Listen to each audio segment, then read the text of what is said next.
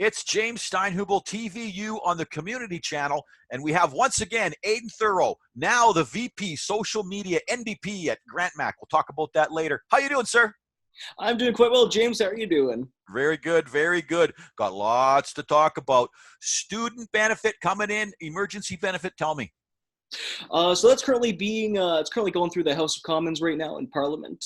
It was supposed to start in May. It'll probably end up coming around in June, I suspect. But as a sort of to kind of supplement the student loss of jobs, for both students using jobs, part-time jobs, summer jobs to pay for their tuition, as well as recent graduates who are having trouble getting off the ground right now because of this COVID-19 situation.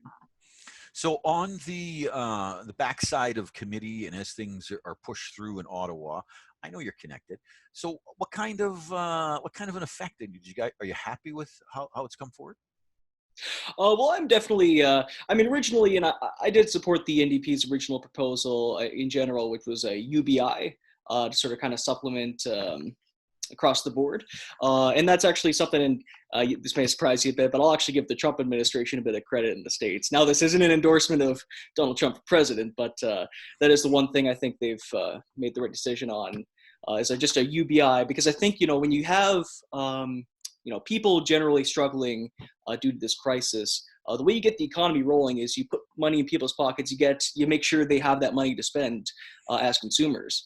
So I think we could have done a bit better with that. But as it stands, I mean, I do give the federal Liberal government credit. They were willing to come to the table and listen to alternative proposals, and I think we've got some pretty good stuff coming.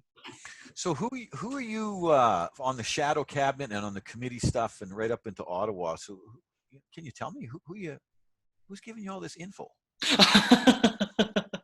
Tell me later. So healthcare. Yes. Post-COVID. So post-COVID, we look at the provincial matter. I think we need to be looking at how we're going to be managing our healthcare moving forward.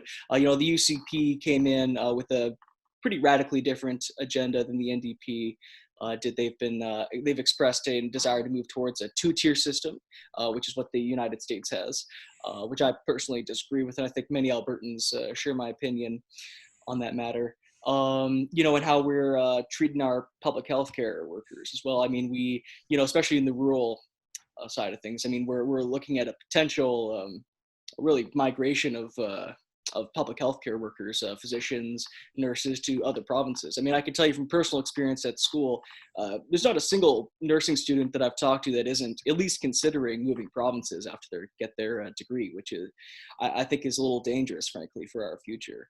I think we, hopefully we can kind of revisit that whole approach and maybe kind of form a healthcare agenda moving forward that's a little bit more cooperative, willing to kind of come to the table with healthcare workers and to, really create a strong system for Albertans post-COVID and beyond.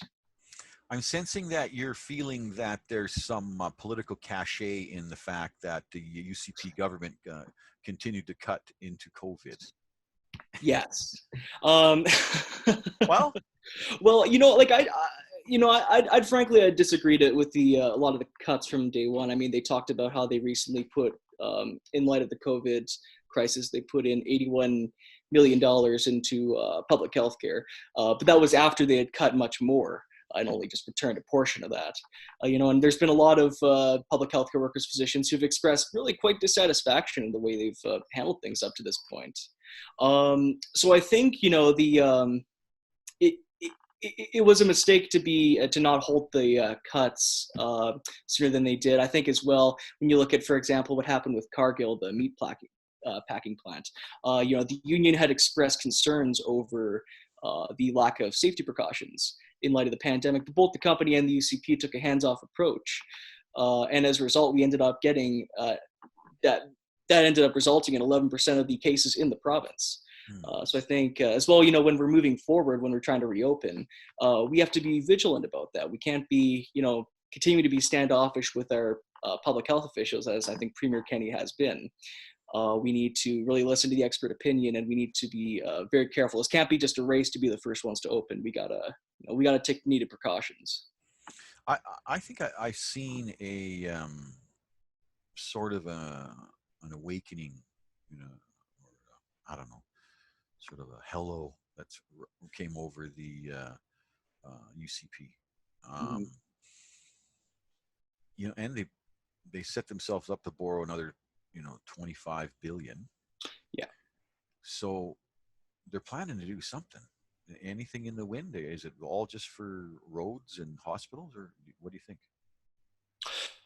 Um, well, I certainly can't. I mean, I know as far as what they're getting from the federal government. Of course, there's going to be a large bailout coming for the oil industry, which kind of I think that shows more of a willingness from Ottawa to work with the province than I think the UCP campaigned on back in the election when it was mostly seemed to be based on this kind of chest beating, this anti Ottawa, anti federal government message, and I think uh, and I would hope, and the UCP. I mean, they've I'll certainly give them credit in some manners of how they've handled this crisis. Um, I do. I tend to be a little worrisome though how we're moving forward. I mean, I really would like to see them abandon this vision of an American-style two-tiered system of healthcare. I mean, when you look in America and you see many polls, even the one country in the world that still has a two-tier system. Many people are wanting the public single-payer system over there. So, Mm. I hope we can have a cooperative approach to healthcare moving forward. It's an interesting hill that they've chosen in that one. Yeah.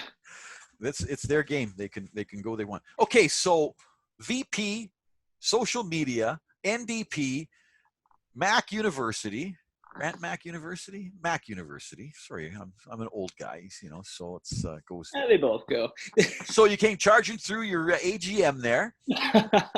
You come out with a new title, a new role. So tell us about the meeting and what's up with social media. Where are you going to go with that? I was very, very angry about the demotion. Just kidding. No, it was actually a wonderful meeting. We met over Zoom. It's the first time we've had a virtual meeting for obvious reasons. And yeah, we had a new.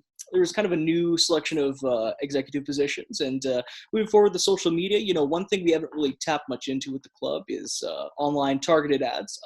Paid ads, and they don't have to be obviously that much money, but just anything like that to kind of publicize us, to kind of reach out more to other clubs' social media, to kind of reach out, build those bridges, both with the parties and with other clubs themselves. What was on the policy agenda? Well, we had a new the executive. We do our executive elections course in the AGM. We have a new secretary of ours. We have, of course, we have a new vice president. We usually just had a bunch of vice president positions, so I have one vice president and some other VPs. Uh-huh. And yeah, we're just sort of talking about what our plans are once we start getting going again. We've had some cool ideas, I think, tossed around. One of which was to start kind of taking tours of people to the legislature to watch scenes of to watch hearings in the legislature. Mm. We are right now the only political club left in the school. So we're kind of the last one standing. So to even having a nonpartisan approach to getting people involved in politics, I think, is a good way to move forward. They've left you some nice high ground there. Yeah. You gotta wonder. You gotta wonder. Aidan Theroux, VP Social Media, NDP. Mac, you always interesting. So we got some new stuff coming up. We got some stuff cooking up here. So we're gonna expand your show. Gonna have some guests. Maybe that new set of executive there down at the NDP club on campus. That's a fiery group. That's a great campus. We'll see you next time, sir. See you next time, James. Thank you very much.